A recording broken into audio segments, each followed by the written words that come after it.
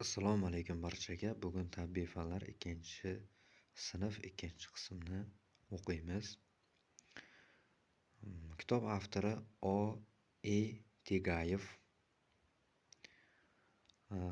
Novda nashriyoti, Toshkent 2023-yil. Shartli belgilari: o'ylang, daftarda ishlang, guruh bo'lib ishlang, ijodiy topshiriq, uy vazifasi. Demak, 5 ta shartli belgisi bor ekan. Yer va koinot 4-bob. Bizning uyimiz. Yer sayyorasi Yer Quyosh atrofida aylanadigan 8 ta sayyoradan biri. Yer Quyoshdan 3-sayyora. Faqat Yerdagina hayot mavjud. Yer juda katta va yumaloq. Kosmonavtlarning aytishicha, Yer eng go'zal sayyora. Kosmosdan u ulkan ko'k bellur sharga o'xshab ko'rinadi. Yer yuzasini va unda bo'ladigan tabiat hodisalarini o'rganuvchi butun boshli geografiya fani mavjud. Agar kosmosdan olingan Yerning fotosuratiga diqqat bilan qaralsa, unda turli xil ranglarni ko'rish mumkin. Ko'k, moviy, oq, yashil va jigarrang. Bunda ko'k rang qolganlariga qaraganda ancha ko'p. Moviy rang suv yuzasini, jigar rang va yashil ranglar esa quruqlikni bildiradi. Oq rang muzliklar va qorlarni ifodalaydi. Yerning katta qismi suv bilan qoplangan. Ular asosan ulkan okeanlar, shuningdek dengizlar, ko'llar va daryolardir. Quruqlik va materik va orollardan iborat. Yerdagi suv quruqlikning o'zaro nisbati. Demak, yer yuzining 70% suv, 30% quruqlik tashkil etadi. Globus bu Yer sayyorasining kichraytirilgan modeli. U Yerning har tomondan qanday ko'rinishini namoyish etish uchun kerak. Biz globusda turli mamlakatlar, okeanlar va tog'lar va boshqa geografik obyektlarni ko'rishimiz mumkin. Globusdagi ko'k rang chuqur joylarni bildiradi. U qanchalik chuqur bo'lsa, ko'k rang shunchalik quyuq bo'ladi. Tepalik va dungliklar sariq rangda, yashil tekisliklar va o'rmonlar esa yashil rangda bo'ladi. Tog'lar jigar rangda bo'lib, u qanchalik baland bo'lsa, rangi shunchalik quyuq bo'ladi. Tabiiy va siyosiy globus. Globuslar va xaritalar turlicha bo'ladi. Bu biz nimani o'rganayotganimizga bog'liq. Tabiiy globus bizga yer yuzasining o'ziga xos xususiyatlarini ko'rish imkonini bersa, siyosiy globus esa davlatlarning chegaralarini va shaharlarning joylashish o'rnini ko'rsatadi. U yer davlatlarga qanday bo'linganligi va ular qanday nomlanishini ko'rsatadi. Globusdan tashqari Yerdagi hamma narsani kichraytirilgan shaklda ko'rish mumkin bo'lgan xaritalar mavjud. Xaritalar butun yer yuzasini yoki uning faqat bir qismini, masalan, bitta davlatni ko'rsatishi mumkin. Yerni o'rganish maroqli va qiziqarli. Geograflar atrofimizdagi olamni o'rganuvchi va izlanuvchi olimlardir. Ular Yer sayyorasi qanday tuzilganligi va unda nimalar borligi bilan qiziqadilar. Geograflar Yerning turli qismlari qanday ko'rinishga ega ekanini ko'rish mumkin bo'lgan xaritalar yaratadilar. Ular xaritalarni yaratish uchun turli davlatlarga sayohat qiladilar va joylarni o'rganib, ularning chizmasini tasvirlaydilar. Olimlar yaratgan xaritalar bizlarga o'zimizni qiziqtirgan joylar qayerda joylashganligini topishimizda yordam beradi. Mana bu O'zbekiston xaritasi. Materiklar bo'ylab sayohat. Materiklar Yer sayyorasining ulkan quruqlik qismida. Yer sayyorasida 6 ta yirik materik bor va ularning har biri o'ziga xosdir. Materiklar kontinentlar deb ham ataladi. Har bir materik o'ziga xos geografik xususiyatlar, iqlim, tabiat, o'simlik va hayvonot dunyosiga ega. Afrika materigi juda katta materik bo'lib, u o'zining xilma-xil tabiati va hayvonot dunyosi bilan mashhur. Bu materikda jirafalar va fillar yashaydigan savannalarni, shuningdek Sahara kabi yirik cho'llarini uchratish mumkin. Yevrosiyo materigi yer yuzidagi eng katta materik. U dunyoning Yevropa va Osiyo qismlarini o'z ichiga oladi. Yevropa Osiyoning g'arbiy qismida joylashgan. Yevropada Fransiya, Germaniya, Italiya kabi boy tarixga ega ko'plab davlatlar mavjud. Yevropaning eng katta daryosi Dunay materikni shimoldan janubga kesib o'tadi. Osiyoda Xitoy, Hindiston va Yaponiya kabi davlatlar joylashgan. Eng baland tog' tizimi Himolay ham Osiyoning markazida joylashgan. U eng baland Everest cho'qqisi bilan dunyoga mashhur. Shimoliy Amerika materigi AQSh va Kanada kabi yirik davlatlarni o'z ichiga olgan bo'lib, u yerda Meksika va boshqa ko'plab davlatlarni ham topish mumkin. Bu materik o'zining xilma-xil landshaftlari, jumladan katta kanyoni bilan mashhur.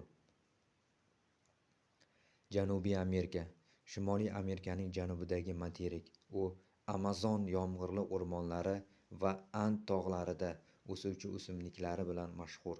U yerda Braziliya, Argentina va Chili va yana ko'plab boshqa davlatlarni topish mumkin. Avstraliya materigi bu bir vaqtning o'zida ham materik ham davlatdir. Avstraliya Osiyoning janubida joylashgan bo'lib, u o'zining noyob flora va faunasi, jumladan kenguru va koalalari bilan mashhur. Antarktida materigi bu Yerning janubiy qutbida joylashgan materik. U butunlay muz bilan qoplangan bo'lib, materikda qattiq sovuq hukmronlik qiladi. Materiklarning yuzasi juda xilma-xil. Ular tekisliklar, adirlar, tog'lar, daryolar va ko'llardan iborat. Har bir materik o'ziga xos o'simlik va hayvonot dunyosiga ega. Bu yerning notekis bo'lgan qismlari bo'lib, ular qolgan qismlardan ancha balandroq ko'tariladi. Odatda bunday joylar cho'qqilari qor bilan qoplangan va go'zal manzaraga ega bo'ladi.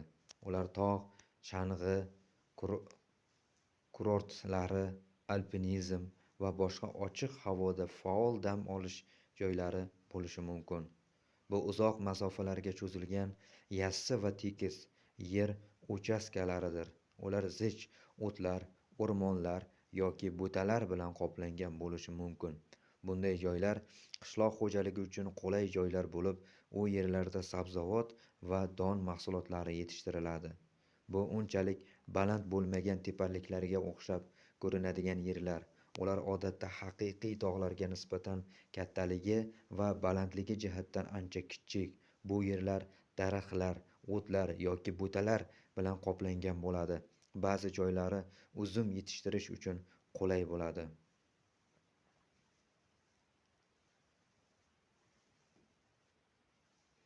Yer va uning koinotdagi qo'shnilari. Yer sayyorasi qo'shni sayyoralar bilan birgalikda Quyosh tizimida joylashgan. Quyosh tizimi deb atalishiga sabab uning markazida Quyosh, ya'ni sariq yulduz, issiqlik va yorug'likning eng muhim manbai joylashgan. Quyosh atrofida 8 ta sayyora aylanadi. Eng yaqini Merkuriy, keyin Venera, Yer, Mars, Yupiter, Saturn, Uran, Neptun. Merkuriy, Venera, Yer va Mars bitta guruhni tashkil etadi. Chunki ular ko'p jihatdan bir-biriga o'xshash. Masalan, ularning barchasi qattiq sirtga ega. Qolgan 4 ta sayyora Yupiter, Saturn, Uran, Neptun gaz gigantlari deb ataladi. Gazli sayyoralar Yer guruhidagi sayyoralardan shunisi bilan farq qiladiki, ular tarkibi asosan gazlardan iborat bo'lib, qattiq sirtga ega emas.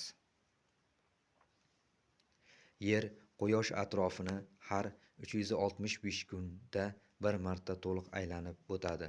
Bir yil bu Yerning Quyosh atrofida to'liq bir marta aylanishi uchun zarur bo'lgan vaqt. Biz bir yil deb 1-yanvardan 31-dekabrgacha bo'lgan vaqt oralig'ini tushunamiz. Yerning Quyosh atrofini aylanishdagi bosib o'tgan yo'li orbita deyiladi. Turli sayyoralar Quyosh atrofini turli vaqtlarda to'liq bir marta aylanib o'tadi. Masalan, Merkuriy 88 kunda Quyosh atrofini to'liq bir marta aylanib o'tsa, Neptun esa 165 yilda to'liq bir marta aylanib o'tadi. Barcha sayyoralar nafaqat Quyosh atrofida, balki o'z o'qi atrofida ham aylanadi. O'z o'qi atrofida aylanish Valerianning aylanishiga o'xshaydi. Yer o'z o'qi atrofida 24 soatda, ya'ni to'liq 1 sutkada bir marta aylanadi. 5 kun o'tdi deyishsa, bu Yer o'z o'qi atrofida 5 marta aylanganligini bildiradi. Shu bilan birga u Quyoshga goh bir tomoni bilan, goh boshqa tomoni bilan o'giriladi. Yerning Quyoshga qaragan tomonida yashovchi odamlar uchun kunduz bo'lsa, Quyosh nuri tushmaydigan teskari tomonida esa yashovchi odamlar uchun tun bo'ladi. Quyosh bu millionlab yulduzlardan faqat biri. Har bir yulduzning o'z orbitasida ko'plab sayyoralari bo'lishi mumkin. Yulduzlar shakliga ko'ra turli turkumlarni hosil qiladi. Bu turkumlar galaktikalar deb ataladi. Har bir galaktika o'z nomiga ega. Bizning Quyoshimiz Somon yo'li galaktikasida joylashgan. Undagi yulduzlar to'plami to'kilgan sutga o'xshaydi. Bizning galaktikamizda 100 milliardlab yulduzlar bor. Tasavvur qilib bo'lmaydigan ko'plab boshqa galaktikalar ham mavjud. Bularning barchasini bir ko'z bilan koinot yoki olam deb atash mumkin. Biri ikkinchisining bir qismi. Bu Yer u Quyosh tizimida joylashgan. Bu Quyosh tizimi u Somon yo'li galaktikasida joylashgan. Bu boshqa galaktikalar yonida joylashgan Somon yo'li galaktikasi. Oy Yerning yo'ldoshi. Oy Yerning yagona tabiiy yo'ldoshi. Yo'ldosh bu kattaroq jism atrofida harakatlanadigan samoviy jism. Oy bu Yer atrofida aylanadigan katta dumaloq jism. Biz tunda Oyni osmondagi katta yorqin nuqta sifatida ko'ramiz va u koinotdagi eng yaqin qo'shnimizdir. Yer Oyni o'ziga tortadi. Yer Quyosh atrofida aylangani kabi Oy ham Yer atrofida aylanadi. Oy yorug'lik manbai emas. Bizningcha Oy tunda yorqin sariq rangda porlaydigandek tuyuladi. Ammo Oy xuddi oyna kabi faqat Quyosh nuri aks ettiradi. Shuning uchun biz yorug'lik tushayotgan boshqa narsalarni qanday ko'rsak, Oyni ham shunday ko'ramiz. Biz har doim Oy sirtining faqat Quyosh nurlari bilan yoritilgan qisminigina ko'rishimiz mumkin.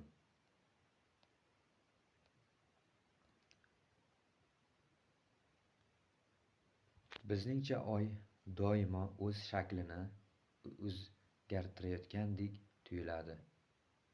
Buning sababi shundaki, Quyosh turli vaqtlarda Oyni turlicha yoritadi. Quyosh nurlari to'g'ridan to'g'ri Oyga tushganda, Oy bizga dumaloq bo'lib ko'rinadi. Oyning bu holati to'lin Oy deb ataladi. Quyosh nurlari Oyga yon tomondan tushsa, uning faqat bir qismini yoritadi va u bizga ingichka o'roq shaklida ko'rinadi. Bunday Oy yarim Oy deb ataladi. Shunday bo'ladiki, Oy osmonda umuman ko'rinmaydi. Bu yangi Oy kirganligini bildiradi. Bu holat har 29 sutkada sodir bo'ladi. Oy fazalari bu oyning yer atrofida aylanish jarayonida ko'rinishdagi o'zgarishlar. Rasmga qarang. Birinchisi yangi oy, ikkinchisi o'sayotgan yarim oy, uchinchisi to'lin oy, to'rtinchisi kamayib borayotgan yarim oy. Astronomiya bu osmon jismlari haqidagi fandir. Oy Yerdan 4 marta kichik va 81 marta yengilroq. Oyda havo yo'q. Shuning uchun odam maxsus skafandrsiz u yerda nafas ololmaydi.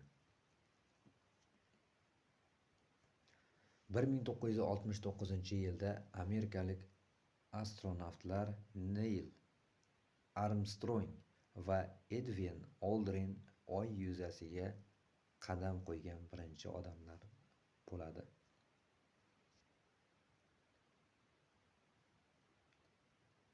Yerning sun'iy yo'ldoshlari. Yerning sun'iy yo'ldoshlari bular insonlar tomonidan yaratilgan uchar transport vositalaridir. Ular doimo yer atrofida aylanadi va turli foydali vazifalarni bajaradi. Yerning birinchi sun'iy yo'ldoshi Sputnik 1 deb nomlangan. Bu 4 ta uzun antennali metall to'p bo'lgan. Uning vazni atigi 84 kilogrammni tashkil etgan.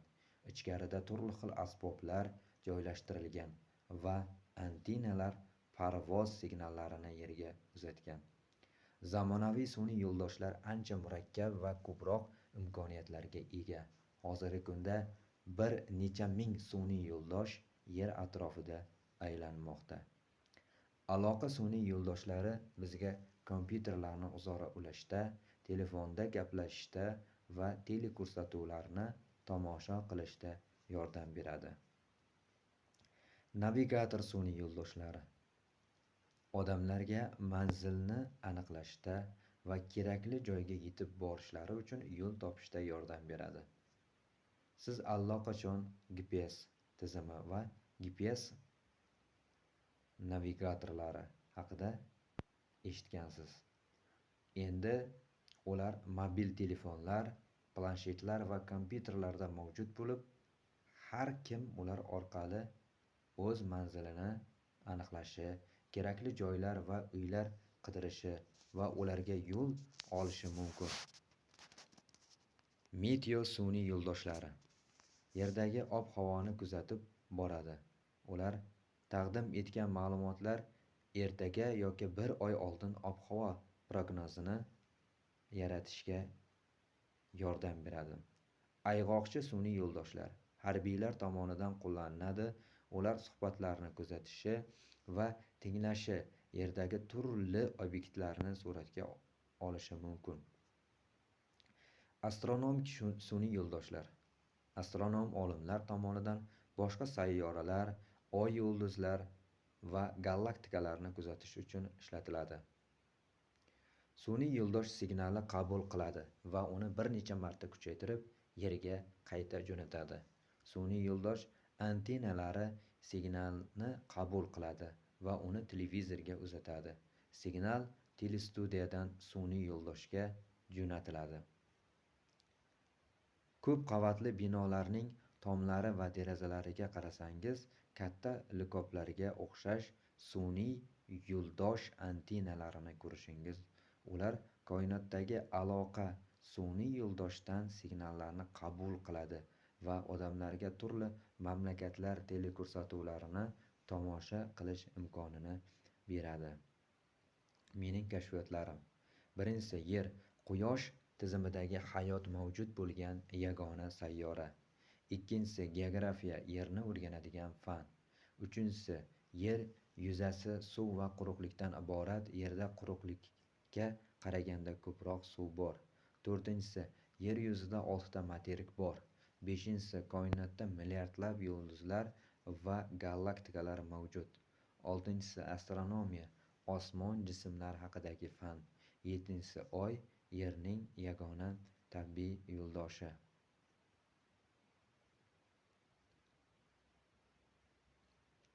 Yil fasllarining almashishi. Yer yuzida yilning 4 ta fasli almashib turadi: qish, bahor, yoz, kuz. Yil fasllari yer quyoshning atrofida aylanib turgani uchun almashadi. Yer o'qining og'ish burchagi, shuningdek yer sharining bir qismi quyoshga yaqinroq, bir qismi esa uzunroq joylashgan. Yerning quyosh tomonga oqib turgan tomoni qish, quyoshdan uzoqroq tomonida esa yoz. Bir yil 4 fasl, 12 oy. Yilning har bir fasli 3 oydan iborat. Yilning eng sovuq fasli. Kunlar qisqa, tunlar uzun. Ko'pgina o'lkalarda qor yog'ib, sovuq boshlanadi. Daraxtlar bargsiz qoladi. O'simliklar o'sishdan to'xtaydi. Ba'zi jonivorlar uyquga ketadi. Kunlar ilib uzaya boshlaydi. Yerda maysalar unib chiqadi. Daraxtlar ko'rtak yozadi. O'simliklar yana o'sa boshlaydi. Issiq o'lkalarga ketgan qushlar qaytib keladi. Uyquga ketgan jonivorlar uyg'onadi. Quyosh charaqlab chiqadi. Jazirama kunlar boshlanadi. Bog'larda, dalalarda gullar ochiladi. Meva va sabzavotlar pishadi. Odamlar salqin joylarda dam oladilar va oftobda toblanadilar. Kunlar qisqarib soviy boshlaydi. O'simliklarning o'sishi sekinlashadi. Daraxtlarning bargi sarg'ayib to'kila boshlaydi. Dalalarda paxta terimi boshlanadi. Bog'lardagi mevalar g'arq pishadi. Odamlar ham, jonivorlar ham qishga zaxira g'amlashga tushadi.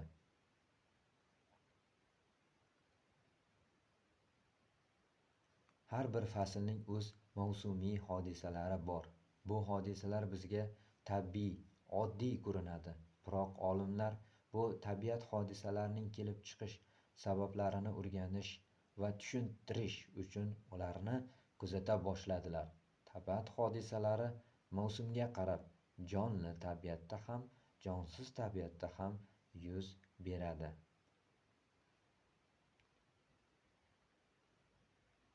Dunyo tomonlari. Dalaga chiqib yoki tepalikka ko'tarib, atrofga sekin aylanib qarasangiz, yer bilan osmonni ajratib turadigan ufuq chizig'i ko'rinadi. Gorizont bu nima? Gorizont bu osmon bilan yer o'rtasidagi ufuq chizig'i. Biz uzoqlariga qarasak, yer bilan osmon uchrashib, shu chiziqda birlashib ketgandek tuyuladi. Ufuq chizig'i yetib olishning iloji yo'q. Chunki odam yaqinlashgan sari ufuq yanada uzoqlashib boraveradi.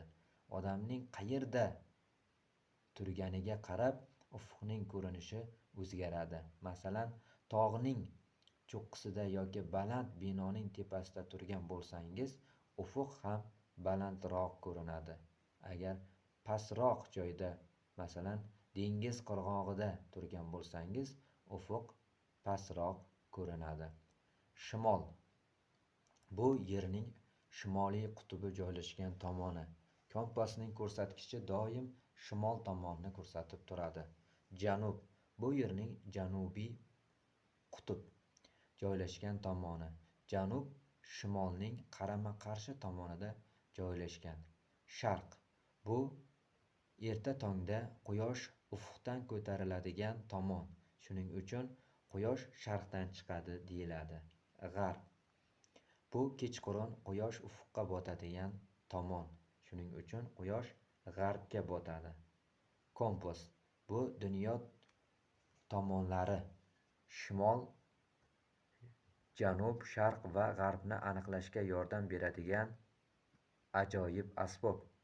Kompasning magnitli ko'rsatkichi doim shimol tomonni ko'rsatib turadi. Magnit. Ohangrabo. Bu metall buyumlarini o'ziga torta oluvchi predmet. Shuningdek, kompas bo'linmalariga ajratilgan bo'lib, unda dunyo tomonlari shimol, janub, g'arb, sharq demak harflari bilan belgilab qo'yiladi. Bu asosiy tomonlar o'rtasida oraliq tomonlar joylashadi. Misol uchun Sh-g'a shimoliy g'arb, Ja-g'a janubiy g'arb, Sh-sha shimoliy sharq, Ja-sha janubiy sharq. Qo'lingizdagi kompasning ko'rsatkichi shimolga qarab turgan bo'lsa, to'g'ringizda shimol, ortingizda janub, o'ng tomoningizda sharq, chap tomoningizda g'arb bo'ladi.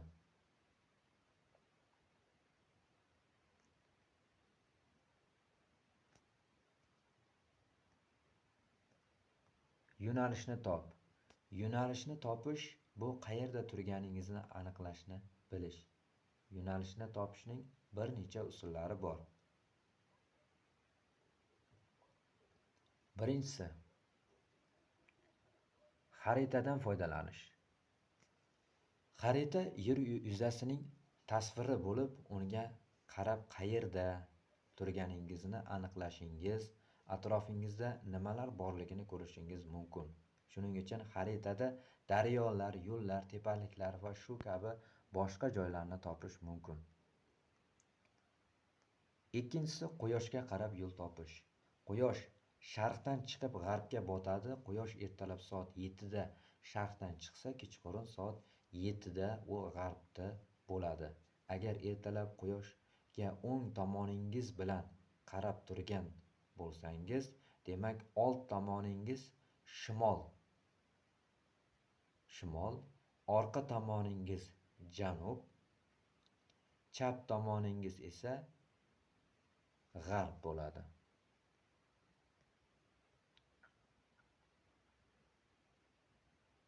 Tush vaqti shu tarzda gorizantning tomonlarini bilib olish mumkin deyilgan. Uchinchisi, yulduzlarga qarab yo'l topish. Kunduzi quyosh yordamida yo'lni topish mumkin bo'lsa, kechasi eng yaxshi mo'ljal bu yulduzlar. Qadim zamonlardan buyon dengizchilar va sayyohlar qutb yulduzlariga qarab yo'nalishni belgilashgan. Chunki qutb yulduzi doim shimol tomonda bo'ladi. Kechasi qutb yulduzi tomonga qarab yursangiz, shimolga ketayotgan bo'lasiz.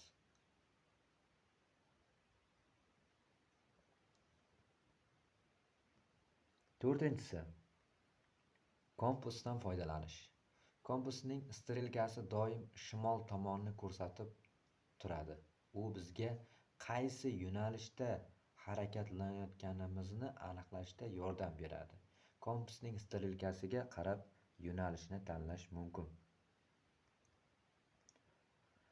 Kompassiz yo'nalishni qanday topish mumkin? Kompas ixtiro qilingunicha yo'nalishni topish uchun odamlarga tabiatning o'zi yordam berib kelgan. Masalan, o'rmonda daraxtlarning shoxiga, chumoli inlariga, moxlar daraxtlarning qaysi tomondan o'sganiga qarab shimol yoki janubni aniqlash mumkin bo'lgan. O'rmonda dunyo tomonlarini kompassiz shunday aniqlash mumkin. Ya'ni birinchisi, daraxtlarda o'sgan moxlarni toping. Ular doim shimol tomonda o'sadi. Ikkinchisi, daraxtlarga qarang. Janub tomonda shoxlar ko'proq bo'ladi. Uchinchisi, tepalikka qarang. Shimol tomondagi qor uzoq vaqt erimay turadi. Tabiiy ofatlar. Yer bizning uyimiz.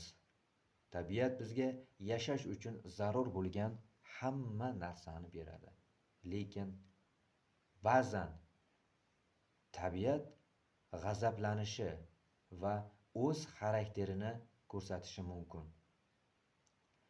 Yer yuzida deyarli har kuni kataklizmlar, tabiiy ofatlar yuz berib turadi. U qachon va qayerda sodir bo'lishini oldindan aytib bo'lmaydi. Shuning uchun ham bunday ofatlar tabiiy ofatlar deyiladi. Tabiiy ofatlarni boshqarish, to'xtatish, biroz sekinlashtirish yoki oldini olishning ham iloji yo'q. Toshqinlar tabiiy ofat turlaridan biri bo'lib, u daryo va dengizlardagi suv sathi haddan tashqari ko'tarilib ketganda yuzaga keladi. Bunda suv qirg'oqdan toshib chiqib, tevarak atrofni bosadi, ba'zan butun boshli qishloqlarni yoki shaharlarni oqizib ketadi.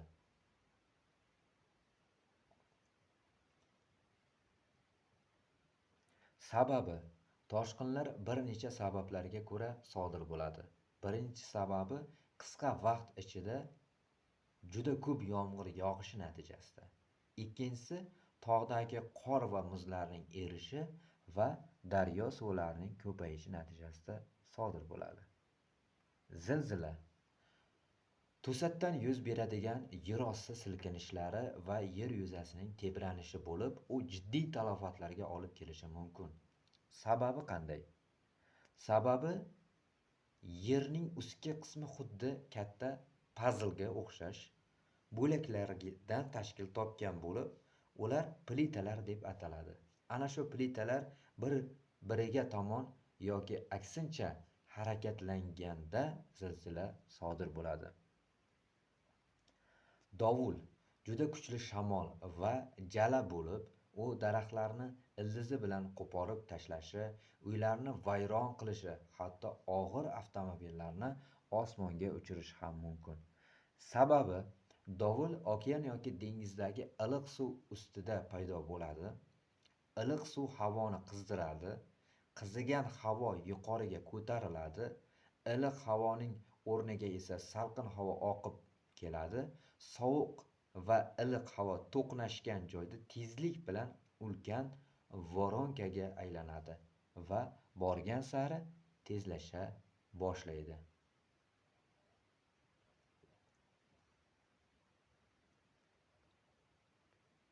Yong'in bu juda tez tarqaladigan va yo'lda uchragan barcha narsalarni yo'q qilib katta zarar yetkazadigan tabiiy ofatlardan turidir. Sababi ko'pincha yong'inga odamlarning o'zlari sababchi bo'ladi. Ularning ehtiyotsizligi yoki elektr va isitish manbalaridan noto'g'ri foydalanishlari oqibatida yong'in kelib chiqadi. O'rmon yong'inlari esa issiq va quruq ob-havo natijasida sodir bo'lishi mumkin. Qurg'oqchilik uzoq vaqt yomg'ir yog'maydigan yerlarda yuzaga keladi.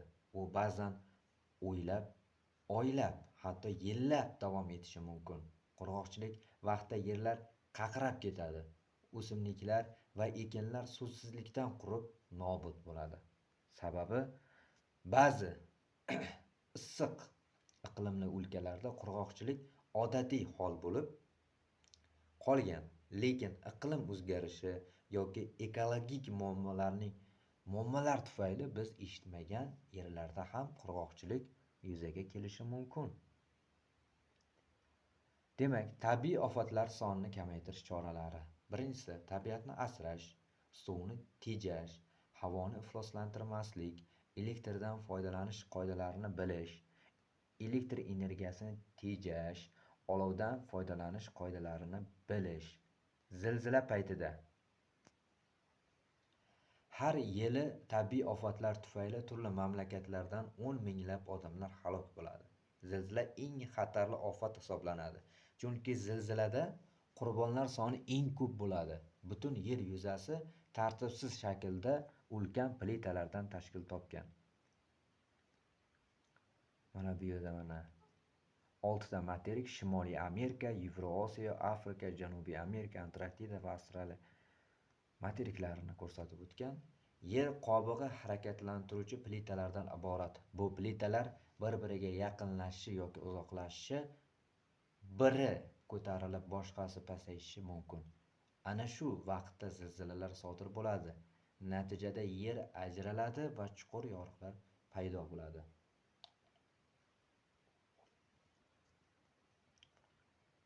Ana shunday plitalar chegarasida joylashgan ko'plab mamlakatlarda zilzilalar tez kuzatiladi.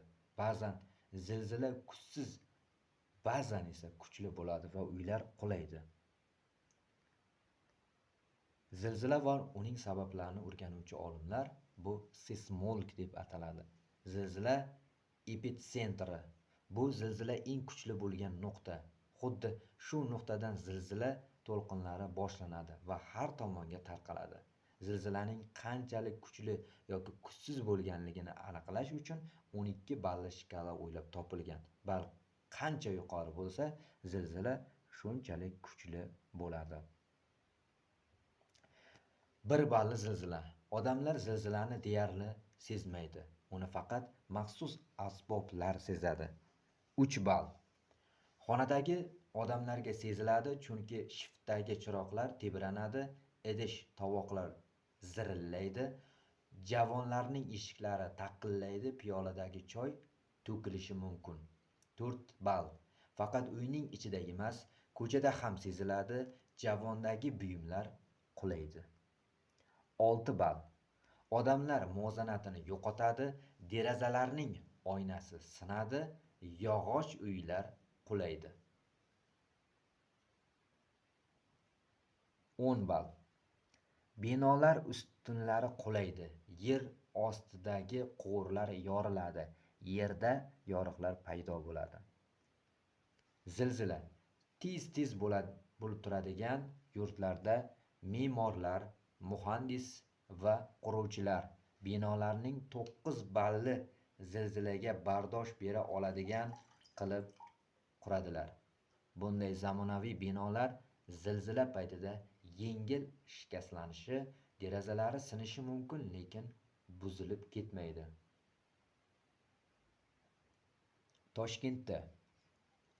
Toshkentda dahshatli zilzilani eslatib turuvchi Jasorat monumenti o'rnatilgan. Bu zilzila 1966-yil 26-aprel kuni ertalab soat 5 dan 23 minut o'tganda sodir bo'lgan. Uning kuchi 8 balldan yuqorini tashkil etgan. Bu zilzilada 8 kishi halok bo'lgan, 200 kishi jarohatlangan va 300 ming kishi boshpanasiz qolgan. Zilzila paytida nima qilish kerak? Bunday paytda nima qilish kerakligi odamlarning zilzila paytida qayerda turganiga bog'liq. Binoning ichida, masalan, uyda yoki maktabda, ko'chada xotirjam bo'ling, vahimaga tushib qolmang. Birinchi navbatda bu. Qiladigan ishlar: tashqariga chiqishga urinmang, zinapoyalarda yugurmang, liftga kirmang, stol tagiga kirib oling. Bosh va bo'yningizni qo'lingiz bilan himoya qiling. Oyna, shisha va ko'zgulardan uzoqroq bo'ling.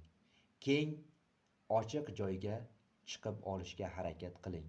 Daraxtlardan, ustunlardan, elektr simlaridan, binolarning devorlaridan uzoqroq turing.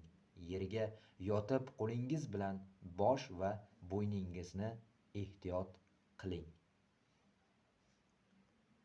Mening kashfiyotim. Birinchisi, yer quyosh atrofida aylanganligi uchun fasllar o'zgarishi sodir bo'ladi. Ikkinchisi, gorizont. Bu osmon bilan yer o'rtasidagi ufuq chizig'i. Uchinchisi, gorizontning 4 tomoni bor: shimol, janub, sharq, g'arb.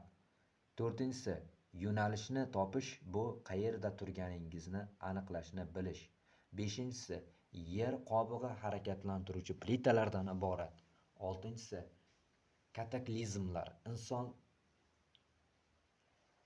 insonlarga tahdid soladigan tabiiy ofatlardir.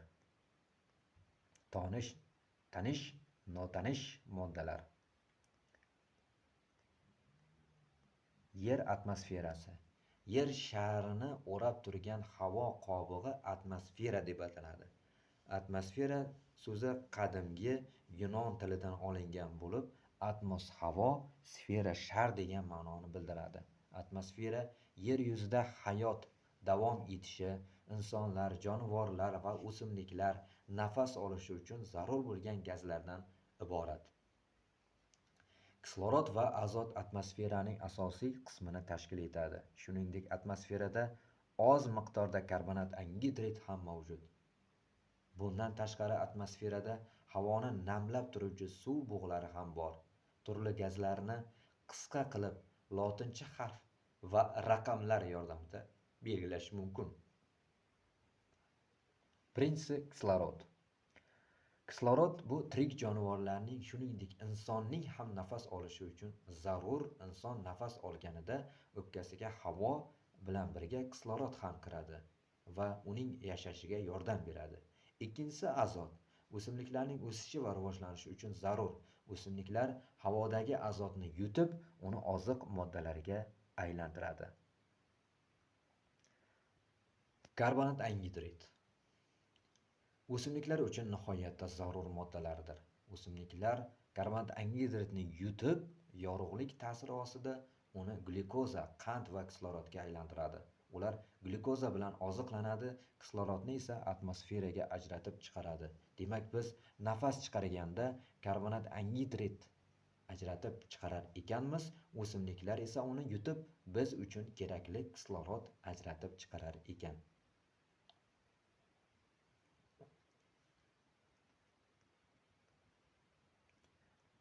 Yer yuzasiga yaqinlashgan sari atmosferaning zichligi ortadi. Shuning uchun bu yerda havo ko'proq bo'ladi. Yuqoriga ko'tarilgan sari havoning zichligi kamayib, nafas olish qiyinlashib boradi. Bu yerga chiqish uchun maxsus tayyorgarlik talab etiladi. Atmosfera tugagan joyda esa koinot, ya'ni kosmik fazo boshlanadi. Atmosfera butun sayyoramiz hayotida nihoyatda muhim o'rin tutadi. Birinchisi, atmosferada insonning nafas olishi uchun zarur bo'lgan kislorod bor. Biz nafas olganimizda havodagi kislorodni yutamiz, keyin u o'pkamizga kirib boradi. Ikkinchisi, atmosfera himoya qatlami bo'lib, bizni quyoshning o'tkir nurlaridan va meteoroidlardan himoya qiladi. Uchinchisi, atmosfera ob-havoning shakllanishida muhim o'rin egallaydi. Shamol, yomg'ir, qor va bulutlarning barchasi atmosfera tufayli paydo bo'ladi. To'rtinchisi, shuningdek yerdagi turli xil iqlim o'zgarishlari, nabodot va hayvonot olamidagi barcha hodisalar atmosfera tufayli shakllanadi. Atmosfera faqat Yerda emas, balki Quyosh tizimidagi boshqa sayyoralarda ham bor. Lekin u Yerdagi atmosferadan keskin farq qiladi. Quyoshdan ikkinchi sayyora Venera bizning qo'shnimiz. U Yerda ham atmosfera mavjud. Uning tarkibi mana bunday. Ya'ni karbonat angidrid va azotdan iborat. Karbonat angidrid ko'p miqdorda mana ko'rishingiz mumkin. Havoning ahamiyati. Havo bu jonsiz tabiatning bir qismi. U bizni barcha joyda, ko'chada, uyda, suvda, yerda urab turadi. Yer yuzidagi har qanday joy havo bilan to'la. Havo yer yuzidagi barcha tirik jonzotlar uchun nihoyatda zarur. Havo insonlar va hayvonlarga faqat nafas olishlari uchun kerak. Qushlar va hasharotlarga esa nafas olishdan tashqari havo ularning uchish paytida muvozanatni saqlashlari uchun ham kerak. Daraxtlar va o'simliklarning ildizi va yaproqlariga havo bormay qolsa, ular nobud bo'ladi. Havo shaffof va rangsiz. Havo shaffof bo'lgani uchun uni oddiy ko'z bilan ko'rib bo'lmaydi. Biz nafaqat havodagi narsalarni, masalan, bulutlar, chang yoki bug'ni ko'ra olmaymiz. Toza havo quyosh nurini yaxshi o'tkazganligi uchun yer yuzasi qiziydi.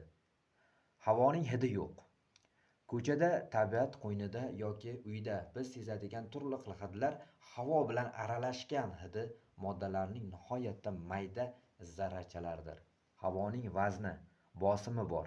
Havo nihoyatda yengil, vaznsizdek tuyulsa ham, u yer yuzasidagi barcha narsalarga bosim o'tkazadi.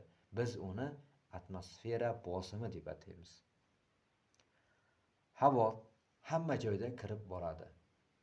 Havo juda ko'p material va jismlarga kirib boradi. Masalan, nafas olganimizda havo burun va og'iz bo'shlig'imiz orqali o'pkamizga kirib boradi.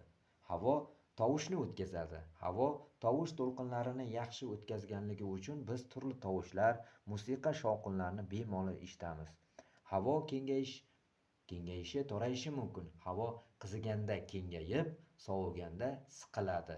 Bu shamollar paydo bo'lishiga olib keladi.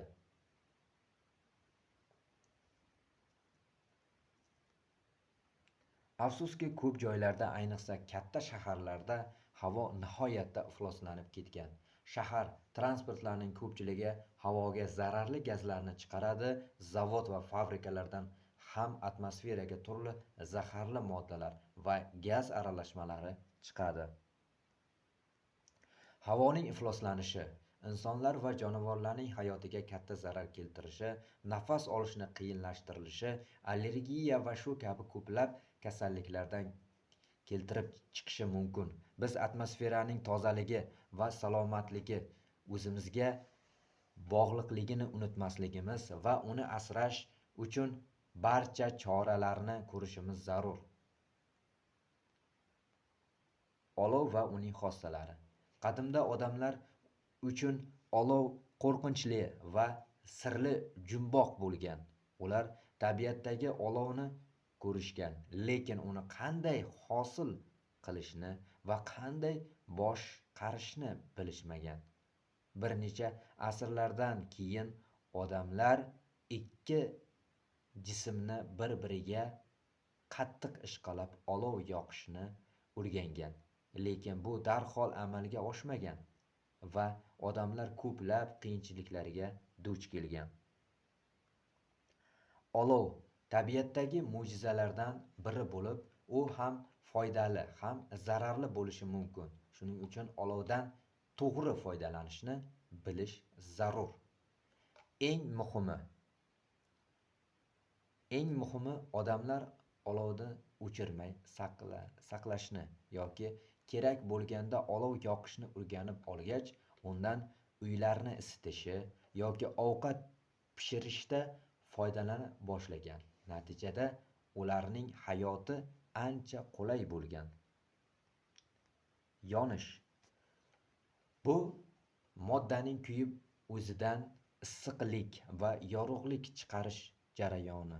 Olov yonishi uchun 3 ta asosiy narsa yoqilg'i, kislorod va issiqlik bo'lishi zarur. Shuning uchun bu jarayon yonish uchburchagi deb ataladi.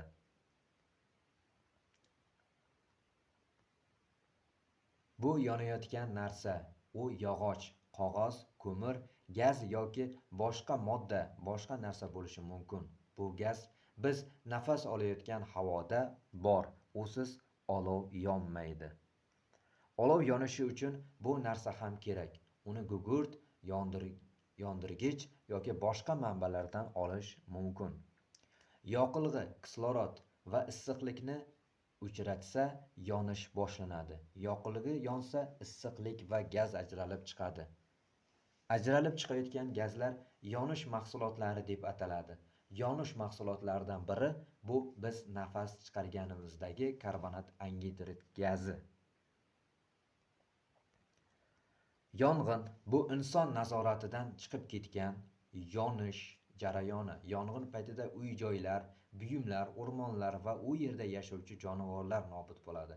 Insonlar hayoti ham xavf ostida qoladi. Yong'inning eng qo'rqinchli oqibati insonlarning kuyishi yoki halok bo'lishi, o'rmonlar va undagi hayvonlarning nobud bo'lishidir. Xavfsizlik qoidalari. Kattalar bo'lmasa o'zingiz olov yoqmang. Olov bilan o'ynamang. Olovga haddan tashqari yaqin kelib qolmang. Ishlatib bo'lgandan keyin olovni o'chiring. Uning to'liq o'chganiga ishonch hosil qiling. Xavfsizlik qoidalari. Kattalar bo'lmasa o'zingiz olov yoqmang. Olov bilan o'ynamang. Olovga haddan tashqari yaqin kelib qolmang. Ishlatib bo'lingandan keyin olovni o'chiring. Uni to'liq o'chganiga ishonch hosil qiling. Olovni ehtiyot bo'lib qoidasiga rioya qilib yoqsangiz, hech kimga va hech narsaga zarar yetkazmay juda ko'p foyda olish mumkin. Atrof muhitni muhofaza qilish uchun bu qoidalarni yaxshi bilish zarur. Noyob va betakror suv. Suv shaffof, rangsiz, hidsiz suyuqlikdir. Toza suv sho'r ham, shirin ham, nordon ham, achchiq ham bo'lmaydi. U ta'msiz, lekin inson suvsiz yashay olmaydi. Suvni eng mazali, eng yaxshi ichimlik sifatida mazza qilib ichadi. Sayyoramizdagi barcha tirik jonzotlar suvdan tashkil topgan bo'lib, suvsiz yashay olmaydi. Suv bu hayot. Suv jonsiz tabiatning bir qismi bo'lsa ham, usiz jonli tabiatdagi birorta jonzot yashay olmaydi. Suv daryolarda, ko'llarda, dengiz va okeanlarda, yer ostida bo'ladi. Atmosferadagi suv nihoyatda mayda tomchilar ko'rinishida bo'ladi. Yomg'ir, qor, do'l, tumanlar ham suvning turli holatlaridir. Yer yuzidagi barcha tirik jonzotlar, shu jumladan inson ham suvdan tashkil topgan. Inson tanasida suv qancha bor? Katta yoshli odam uchun suvning bir kunlik me'yori 8 stakan yoki 2 litr hisoblanadi. Suvning xossasi: shaffoflik. Suv shaffof bo'ladi. Shuning uchun biz uning ichidagi yoki ortidagi narsalarni ko'ra olamiz. Suv toza, tiniq bo'lsa, suv havzasining tubini ko'rish mumkin. Rang va ta'm. Suv odatda rangsiz, ta'msiz bo'ladi. Demak, suvning yorqin rangi yoki qandaydir ta'mi bo'lmaydi. Eruvchanlik. Suv turli moddalarni erita oladi. Shuning uchun biz ovqat qila olamiz, suvda biron narsani eritib icha olamiz.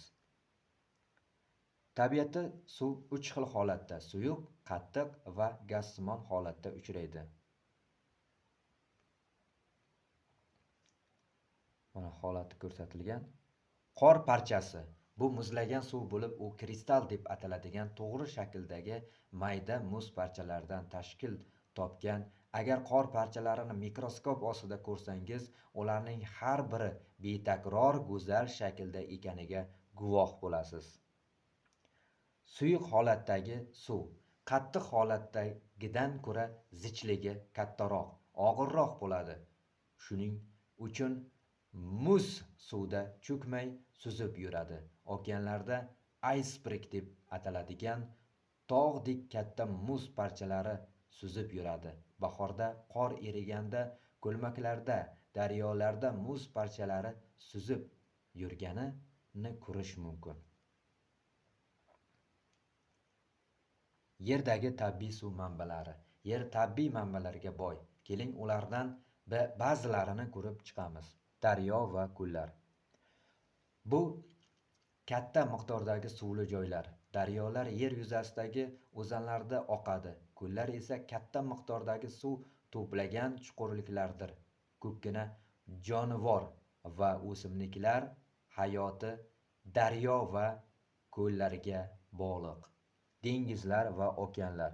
Bu yer yuzining katta qismini qoplab turgan ulkan sho'r suv havzalari. Dengizlar va okeanlardagi suv sho'r bo'lgani uchun uni ichib bo'lmaydi, lekin ular yer yuzidagi hayot va iqlim sharoitiga juda katta ta'sir ko'rsatadi. Yomg'ir va qor. Yomg'ir va qor ham suvning tabiiy manbaidir. Yomg'ir yog'ganda yoki qor eriganda daryo va ko'llarda suv ko'payadi. Yer osti suv manbalari. Suv zaxiralari yer ostida ham mavjud bo'lib, ular yer osti suv manbalari deb ataladi. Yer osti suv manbalari yomg'ir suvi yoki erigan qor tuproqqa singib, yer ostidagi qum, loy va tosh qatlamlardan sizib o'tishi natijasida hosil bo'ladi. Ba'zan yer ostidagi chuchuk suv manbalari yer sathiga ko'tarilsa, buloqlar paydo bo'ladi. Buloq. Bu suv va yer ostidagi yer sathiga chiqib turadigan joylar. Odatda buloq suvlari nihoyatda toza, mazali va shifobaxsh bo'ladi. Buloqlardan jilg'alar, tog' yoki o'rmonda oqadigan kichik ariqlar hosil bo'lishi ham mumkin.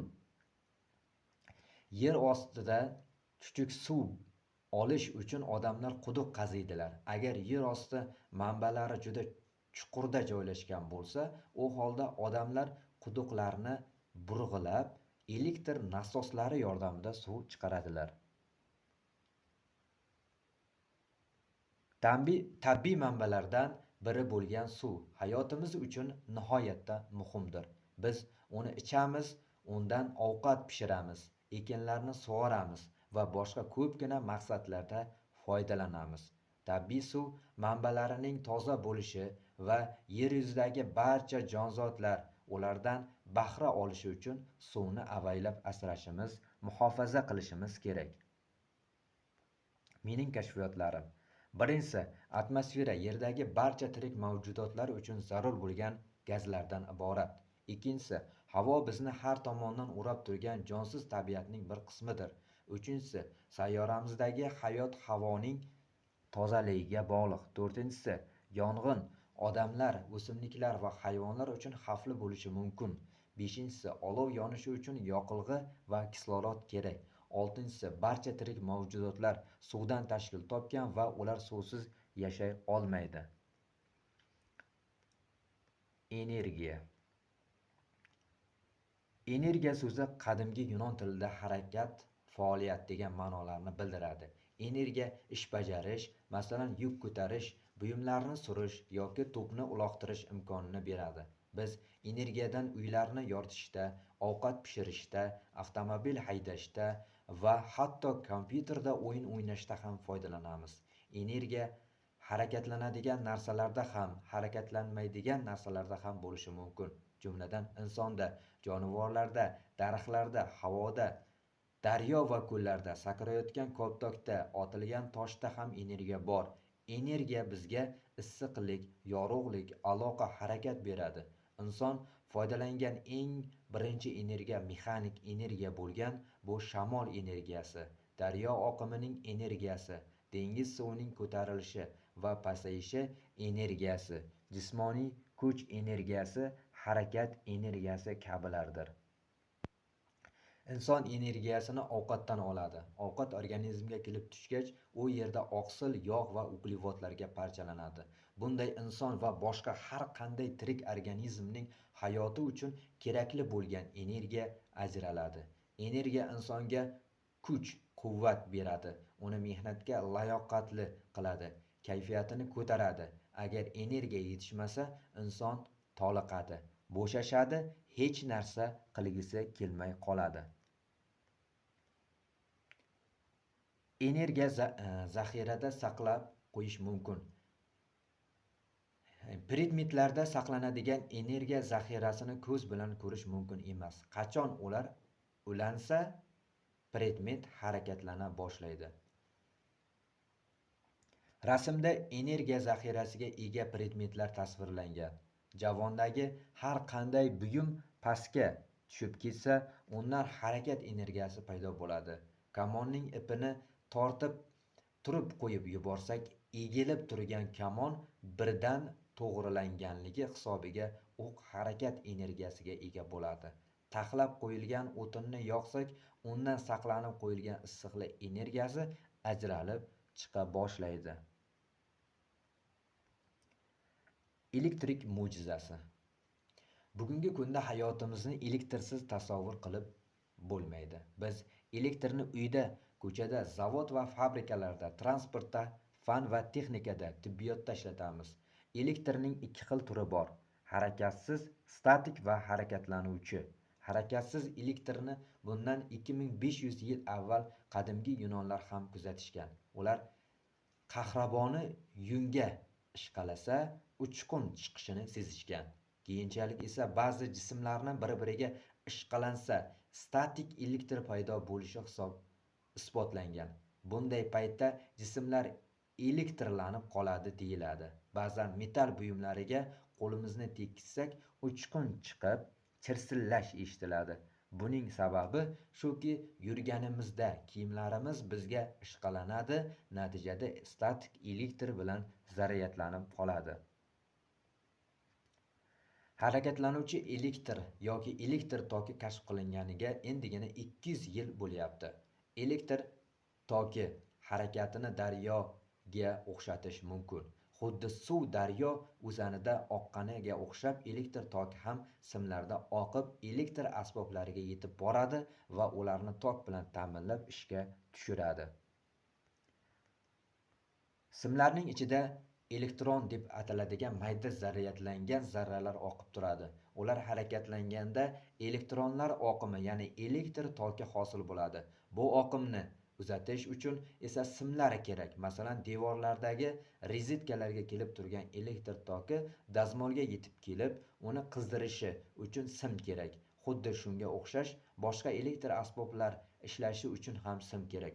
Elektr tokini eng yaxshi o'tkazadigan narsalar mis, temir, alyuminiy kabi metallardir.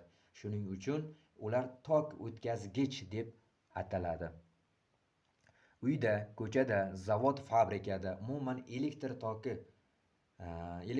ishlatadigan hamma joyda juda ko'p simlarni ko'ramiz. Barcha simlar metalldan yasalgan bo'lib, ularning ustki qismi tokning xavfli ta'siridan himoya qilishi uchun maxsus qobiqqa o'ralgan, elektr tokini o'tkazmaydigan materiallar, izolyatorlar bilan deb ataladi. Izolyatorlar metalldan yasalgan simni o'rab, undagi tokni atrofga o'tkazmay turadi.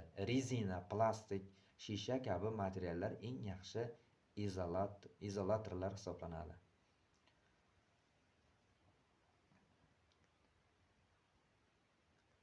Yodda tuting. Agar elektr jihozlari yoki zaryadlovchi qurilmalarning simlari shikastlangan bo'lsa, ulardan foydalanmang. Ochiq simlarga tegmang.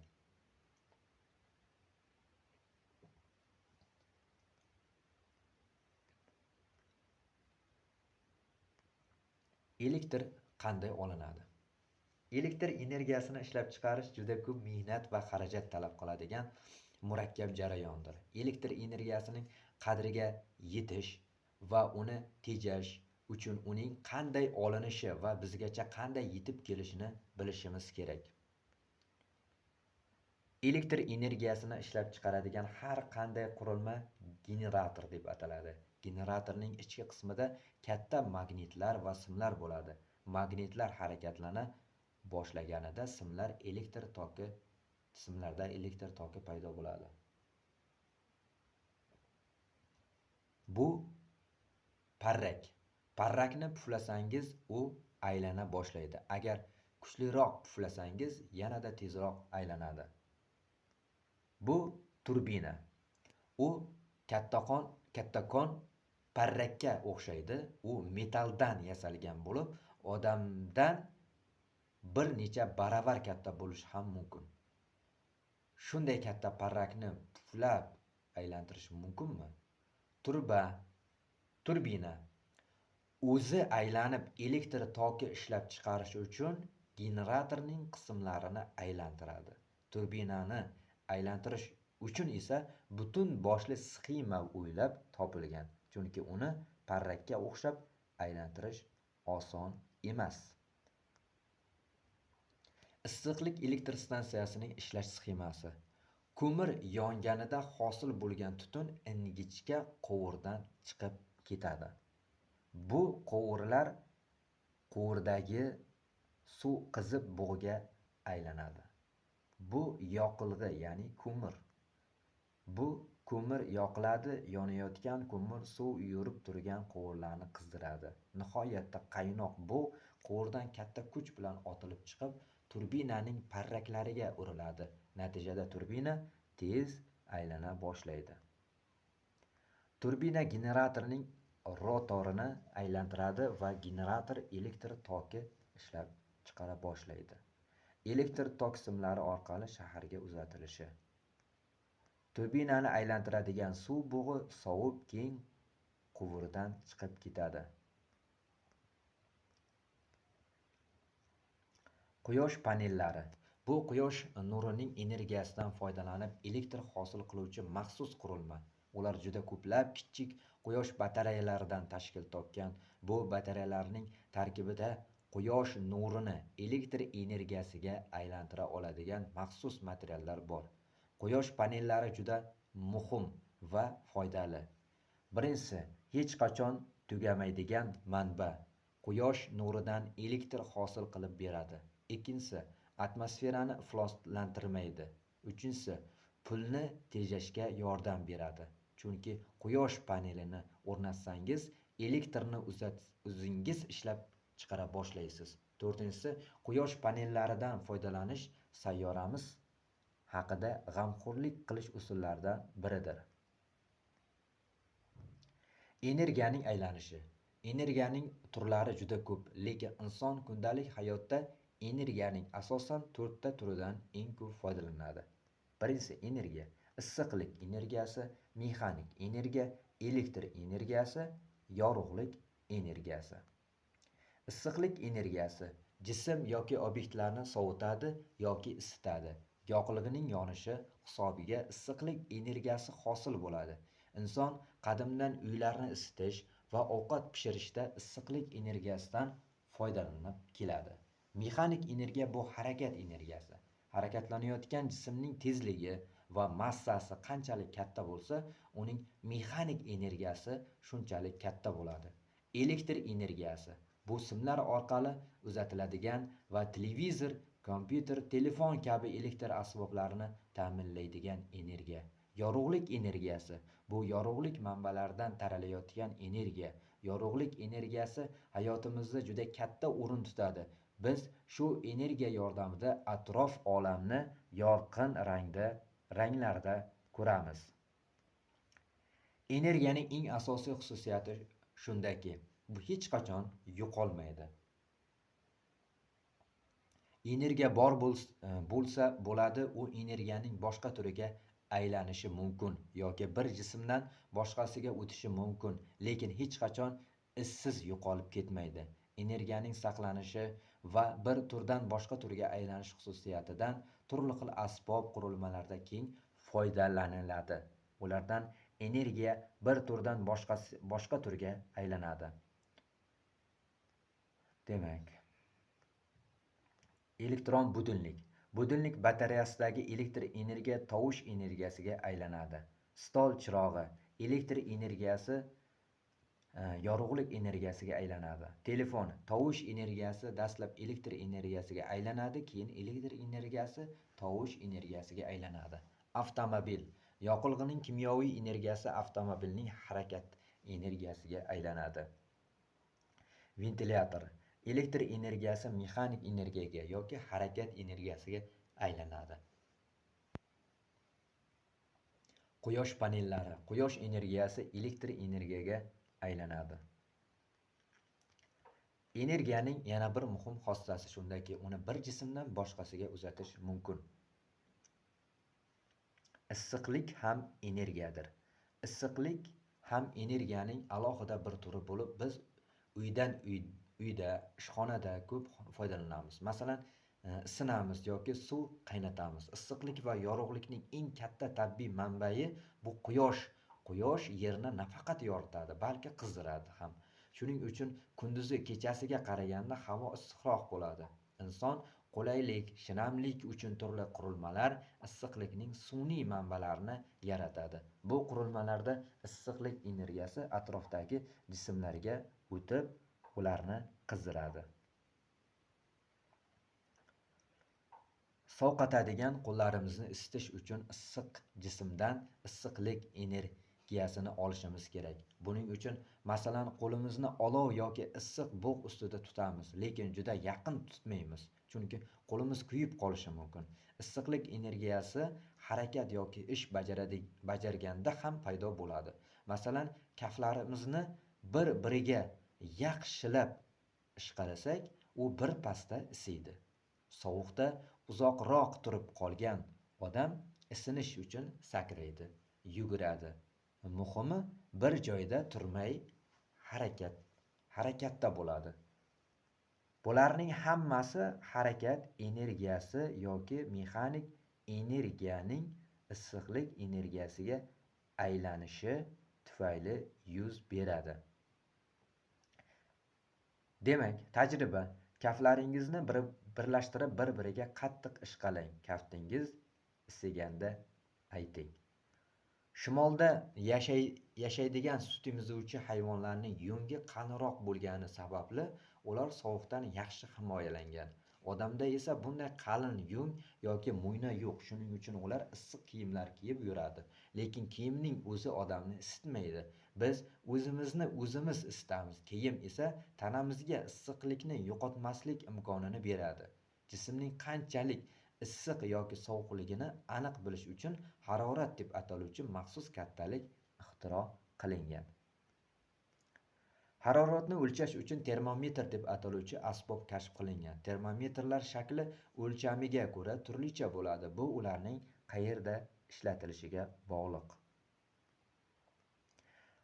Har bir termometrda xuddi chiziqchadagi kabi bo'linma va raqamlar bor. Ular shkala deb ataladi. Harorat graduslarda o'lchanadi. Son qancha katta bo'lsa, harorat shuncha yuqori bo'ladi. Gradus shunday belgilanadi.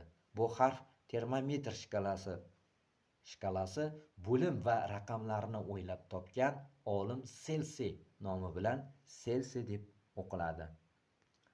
Bu ifoda shunday o'qiladi: Selsiy shkalasi bo'yicha 36,6 daraja.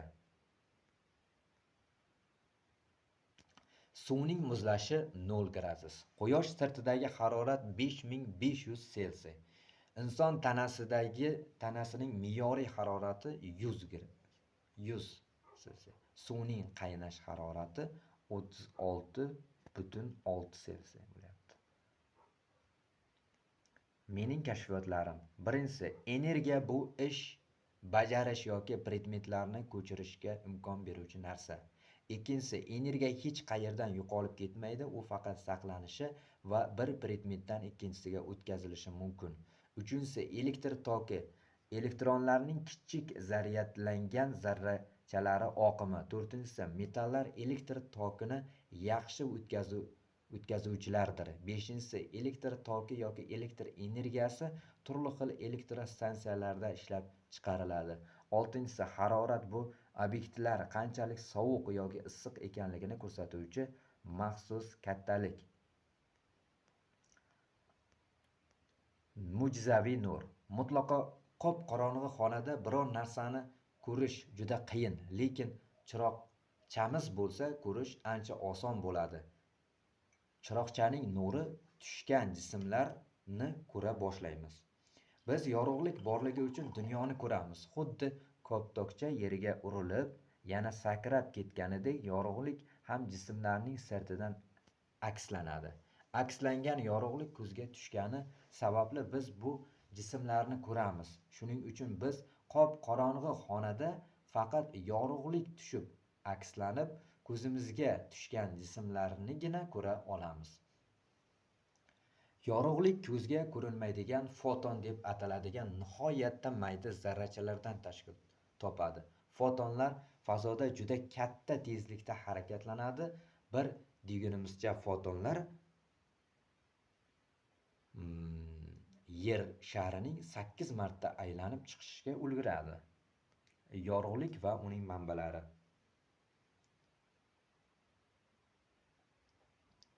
Yorug'lik manbalari tabiiy va sun'iy bo'ladi. Eng katta asosiy tabiiy yorug'lik manbai bu quyosh, chaqmoq, shimoliy yog'dusi, yulduzlar va shu kabi boshqa hodisalar ham tabiiy yorug'lik manbai hisoblanadi. Ba'zi tirik jonivorlar, masalan, dengiz tubida yashovchi meduzalar, baliqlar va yaltiroq qurtlar ham qorong'uda o'zidan nur taratadi.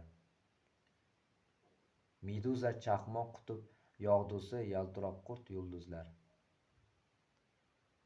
Inson sun'iy yorug'lik manbalarini qulaylik uchun ixtiro qilgan. Bular uyda, ko'chada, tevarak atrofimizda yorituvchi turli-tuman yoritish asboblaridir. Nur ham energiya turlaridan biri. Har qanday energiya boshqa turdagi energiyaga aylanishi mumkin. Masalan, chiroq yoki quyosh nurining energiyasi issiqlik energiyasiga aylanishi mumkin. Quyosh yer yuzasini yoritsa, uning nuri esa yer yuzasini qizdiradi. Shu sababli biz isib ketamiz. Bu ayniqsa yozda ko'proq seziladi. Rangli yoki qora sirtlar nurni yaxshiroq singdiradi yoki yutadi. Shuning uchun ular kuchliroq qiziydi.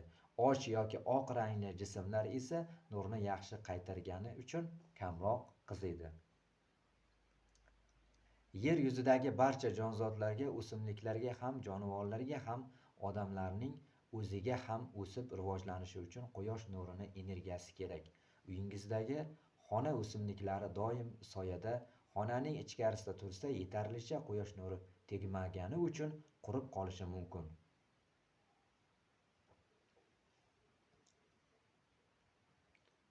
Quyosh nuri ta'sirida inson organizmida D vitamini hosil bo'ladi. Bu vitamin suyaklarning o'sishi, immunitetning kuchayishi uchun zarur. Quyosh nuri ta'sirida daraxtlarda va boshqa o'simliklarda nafas olishimiz uchun zarur bo'lgan kislorod hosil bo'ladi. Nur va soya. Tong payti o'rmon qanchalik go'zal bo'lishini tasavvur qiling. Quyosh daraxtlar orasidagi asta bosh ko'taradi. Uning nurlari shox-shabbalari orasida o'tib yuzingizga tushadi. Lekin daraxtning orqasiga turib olsangiz, quyosh nurlari sizga tushmay qo'yadi. Siz esa quyoshni ko'ra olmay qolasiz, chunki soyada turgan bo'lasiz. Nur bor joyda soya ham bor bo'ladi. Nurning muhim xususiyati shundaki, u doim to'g'ri chiziq bo'ylab harakatlanadi. Yo'lda biror to'siq chiqib qolsa, nur uni aylanib o'ta olmaydi. Shuning uchun jismlarning orqa tomonida soya hosil bo'ladi. Soya bu nur tushmagan joy. Nur bor joyda doim soya hosil bo'ladi. Soyalar turli o'lcham va shaklda bo'ladi. Bu yorug'lik manbai va uni qanday jism to'sayotganiga bog'liq. Hatto bir jismning soyasi turli kattalik va shaklda bo'lishi mumkin.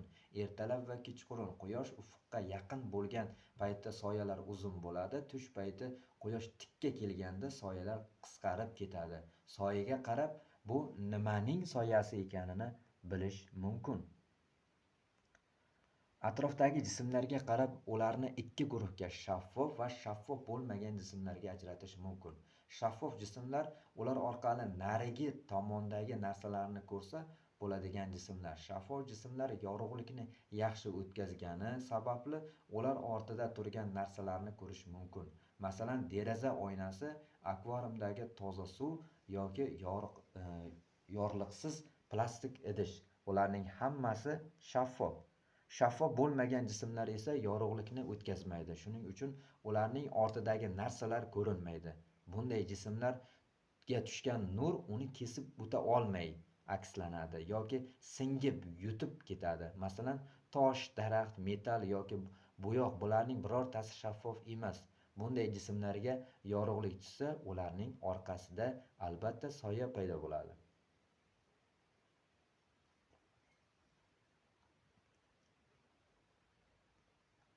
Rang-barang olam. Rang va nur o'zaro bog'liq. 1666-yilda mashhur olim Isak Nyuton prizma deb ataluvchi uchburchak shisha bo'lagi orqali quyosh nurini o'tkazadi. Quyosh nuri yoki oq nur prizma orqali o'tganda 7 rangga ajraladi. Bu 7 rang kamalak ranglari deb, fanda esa spektr deb ataladi. Oq nur bir-biriga aralashgan 7 rangdan iborat ekanini ma'lum bo'ldi. Kamalakdagi ranglar doimiy qat'iy tartibda keladi va bu tartib hech qachon o'zgarmaydi. Shuning uchun kamalakning rasmini doim to'g'ri chizish kerak. Eng yuqorida qizil, eng pastda binafsha rang. Qizil, zarg'aldoq, sariq, yashil, havo rang, ko'k va binafsha rang.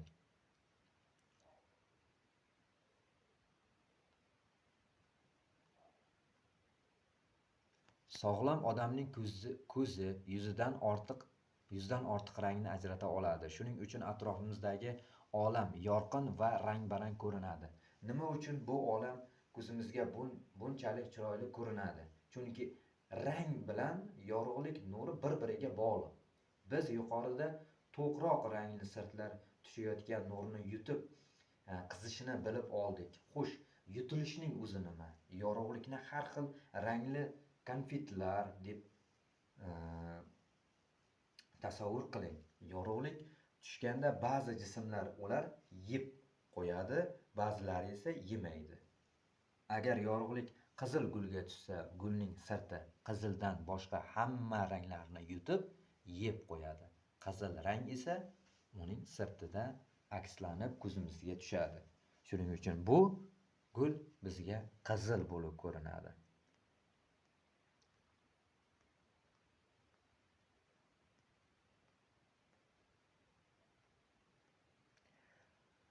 Tabiatda qora rang yo'q. Qora rang hech qanday rang yo'q degani. Qora rang yorug'likni deyarli to'liq yutib, juda kam akslantiriladi. Shuning uchun bunday jism ko'zimizga qora bo'lib ko'rinadi. Oq rang esa hech qanday rangni yutmay, 7 ta rangning hammasini akslantiradi.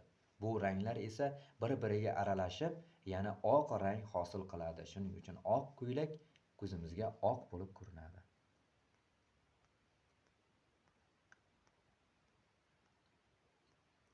Atrofimizdagi tovushlar. Tovushlar bizga atrofimizda nima sodir bo'layotganligini bildirib turadi. Inson tovushlar olamida yashaydi. Biz doim erta tongdan yarim tungacha nimanidir ovozini, masalan, odamlarning gaplashishi, qushlarning sayrashi, musiqa asboblarining tovushi, daraxtlarning shitirlashi, yomg'ir paytida momaqaldiroqning tovushini eshitamiz.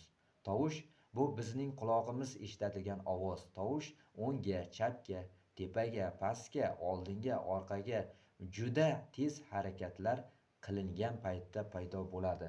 Bu harakatlar tebranishlar deb ataladi. Masalan, shamol paytida daraxt shoxlari, shoxdagi barglar, dorga osilgan kiyimlar, arg'imchoq va shular kabilar tebranadi. Tovush manbai juda tez tebranayotgan jismlar. Tovushni kimdir yoki nimadir hosil qiladi. Masalan, kimdir gapiradi yoki musiqa asbobini chaladi. Shu paytda havo tebranib, tovush to'lqinlari paydo bo'ladi. Bu tovush to'lqinlari havo orqali tarqalib qulog'imizga yetib keladi. Inson qulog'i tovushni qabul qilib oladigan ikkita qismdan iborat. Birinchisi tashqaridan ko'rinib turadigan tashqi quloq.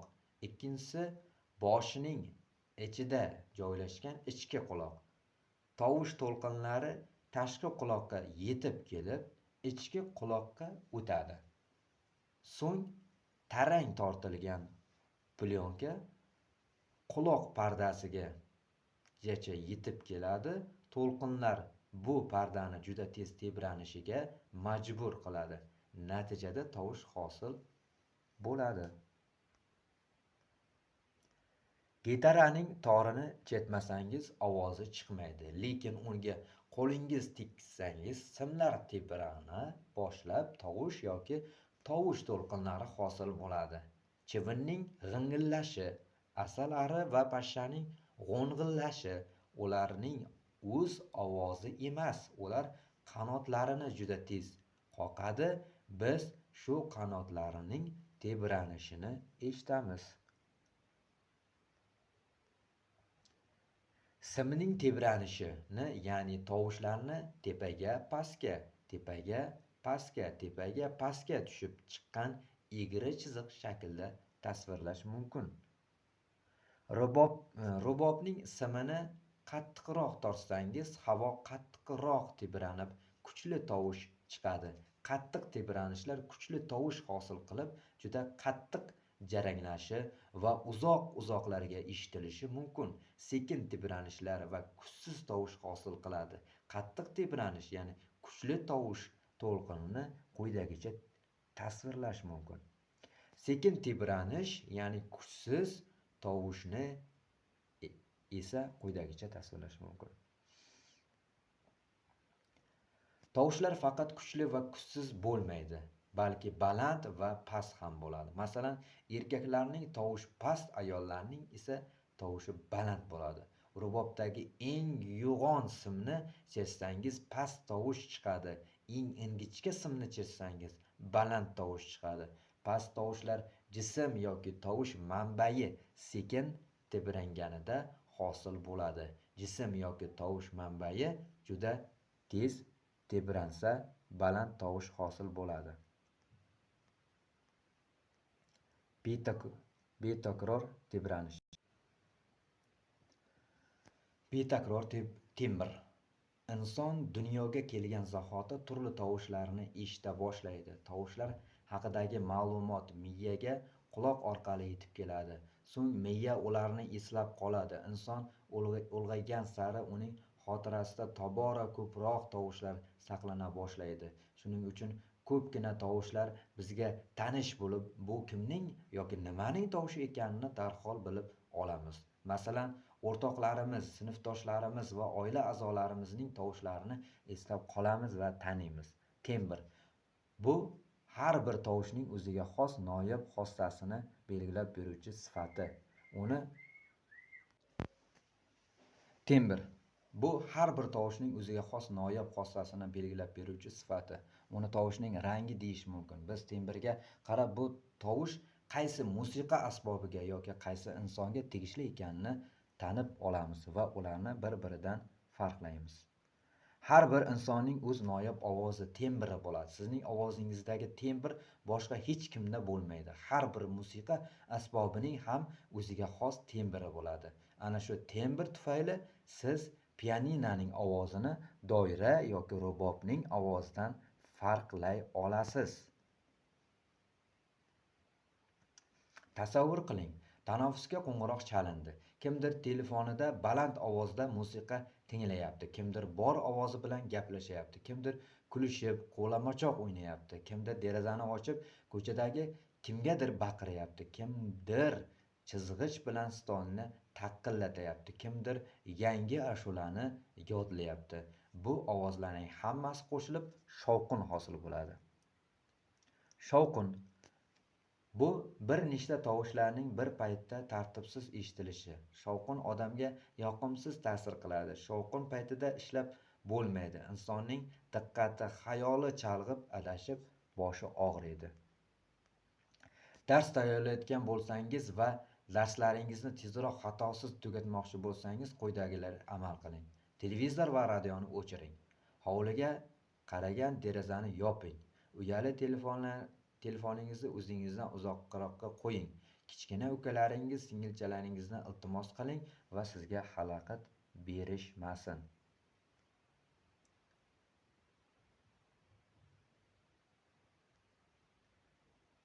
Mening kashfiyotlarim. 1. Nur. Bu energiya turlaridan biri. Nur bu mayda foton zarrachalari oqimi. 2.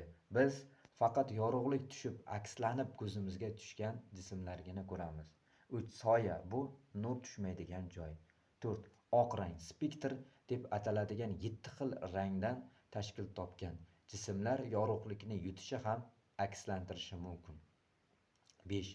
Tovush manbai. Bu juda tez tebranishlar, tovushlar baland, past, kuchli va kuchsiz bo'ladi.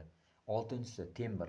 Bu tovushning rangi bo'lib, biz u tufayli tovush qaysi musiqa asboblariga yoki qaysi insonga tegishli ekanini tanib olamiz va ularni bir-biridan farqlaymiz. Demak, kitobimiz ham tugabdi. Tegay Oksana Eduardovna ekan kitob muallifi. Tabiiy fanlar 2-qism. Keyingi safar 3-sinfdan boshlaymiz. Barchaga rahmat. Audio shaklda eshitishingizni so'rab qolardim.